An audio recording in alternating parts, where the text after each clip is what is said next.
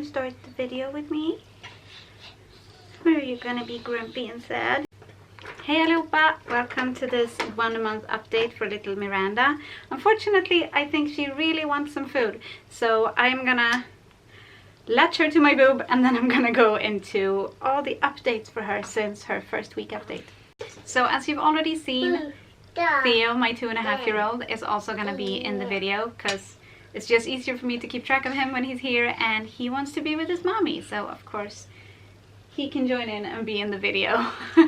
Yeah, so I've got a bunch of things written down that's happened or just updates since the last video 3 weeks ago. Or 3.5 weeks ago, I think. She actually turned 1 month yesterday. I'm filming this on Tuesday. She turned 1 month yesterday, but she turned 4 weeks last Friday. So whatever, she's about 1 month old. And she has finally gained her birth weight back and then some. We weighed her at 3 weeks and 4 days and she weighed 3,780 grams. So that's about 420 grams up from her birth weight, so that's awesome. The nurse also showed us her chart on her computer to see how she's growing compared to, I guess, other kids. I don't know, just compared to what's normal, and she is following her curve perfectly. So we're super happy about that, and that's probably a lot to do with breastfeeding. The last time I updated you, we were not doing so good with breastfeeding. She latched maybe once a day or so. Also, I'm sorry about the lighting. I don't have those professional fancy lights. I only have natural lighting and the sun just went behind a cloud, I think, so whatever. Anyway, she only latched about once a day back then. Most of the time when I tried to nurse her, she just screamed, and as you can tell, that's changed. At around the 2-week mark is when we saw, or when I noticed, it wasn't even about noticing, there just was a complete difference from her. Oh, you want some help? From her latching, like I said, about once a day to latching pretty much every time that I wanted to feed her. So we could go off formula, which we have been off for 3-ish weeks. Yeah, it's just, I'm very, very happy and excited that we are doing so well with our breastfeeding journey, I guess you could say, because I really wanted to breastfeed this time as well, and I was quite worried there at the beginning that we weren't gonna figure it out together, or that I was going to give up because it was just so hard with all her frustrated screaming at the breast. It really made me feel so bad. So I'm so happy now. And she is a...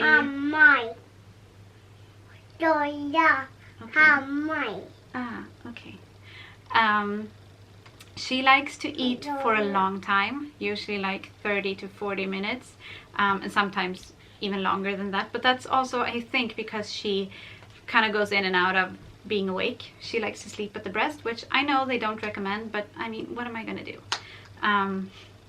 That's just the way it is, and it's been like that with all of my kids, so I'm not stressing about that. She also eats pretty often, so I spend a lot of time with her on my breast, and I can't wait for when I feel like she is good enough at feeding, or when we are good enough, I guess, at it to start trying and feed her in the baby carrier, because I did with Theo, I think, from when he was 4 months old-ish, and that was just such a freeing feeling to be able to put him in the carrier and know that I could still feed him even if I had to do other things at the same time, like walk to preschool or whatever. It was just, yeah, it definitely makes me feel like a power mom, and so I can't wait for when we're ready for that, but not quite yet.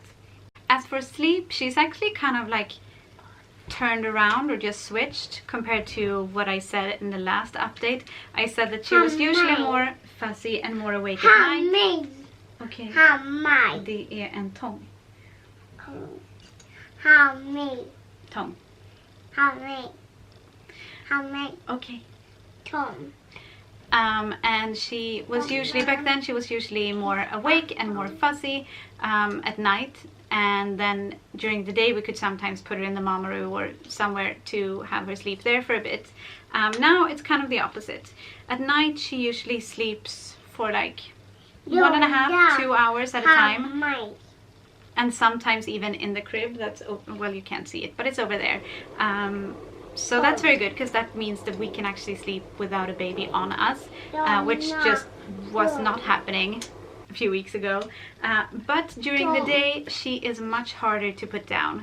She sleeps a lot still, which is what babies do, but she mostly sleeps in the baby carrier or the baby wrap on me, just because whenever I put her down she wakes up after like 30 seconds, and I don't have the heart to keep... Go get it.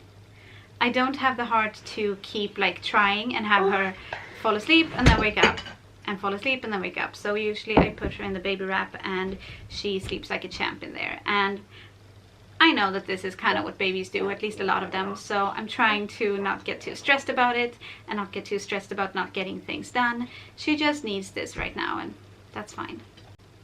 Her little spots on her face, the hormonal things, the breakouts, they're pretty much gone. Sometimes I can see one or two, but like it's mostly gone now. And I think that disappeared around 2 weeks or so. And her umbilical hernia that she had at the start, it's pretty much gone now too. And that's what the nurse said. She said that this will go away on its own. And at least as far as I know, I haven't seen it in the past week or two. So yeah, that's a relief too. Something that has been quite frustrating and made me a bit like concerned is the whole thing about pooping. And if you watch our vlogs, you already know that she didn't poop for a long time, and then she finally did this weekend. So yeah, but she didn't do number 2 for a good 2 weeks or even more. And the nurses kept telling us, or the nurse told us, that babies who are exclusively breastfed basically can't get constipated. So just to kind of just wait for it and be calm. But the most like concerning part of it, or what made us like want her to poop, is that she does have, or she did have 2 or 3 like periods of time throughout the day and night that she was just very, very sad, and you could tell that she had a tummy ache. That's my water, thank you, you're so cute.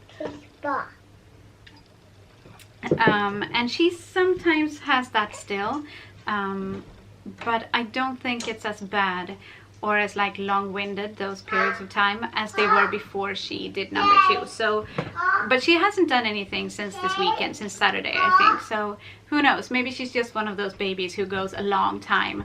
I just hope that she won't have to deal with lots and lots of tummy aches in between, but we'll see. I think I mentioned last time that we weren't going out anywhere, only like outside, but we didn't bring her to any grocery stores or malls or anything like that, because we were kind of concerned about germs, even though, I mean, it's summer, so it's not like the most germy time, I guess you could say. But Theo, my 2.5-year-old, he actually did get the RS virus, RSV, I think it's called in English, when he was 5 or 6 weeks old, and we had to like be admitted to the hospital and stuff, and that was not fun. So I think I just was a bit more worried about germs and bacteria and all that stuff this time around. But now we have started slowly to get out more. We have taken her to the grocery store, we've gone to the mall, we've been on public transportation, and we just try to make sure that like no one gets in the stroller, like gets down into the stroller and gets close to her or anything. Also Theo just started preschool again, so I of course have to bring her in when I go to pick him up and when I go to leave him at preschool, and so she's gonna be subjected, I guess, to all that stuff either way. But now I am starting to feel a bit more calm about it. The last thing actually that I have written down is social smiles. I'm not sure when they typically start. I know that with Tyrion we were worried because they were so late, but that's also because he was a preemie. With Theo, I can't remember at all when he started social smiling. I guess I'll have to go back in the vlogs and look. But I think that we might have gotten a few from Myranda this weekend or like the past few days.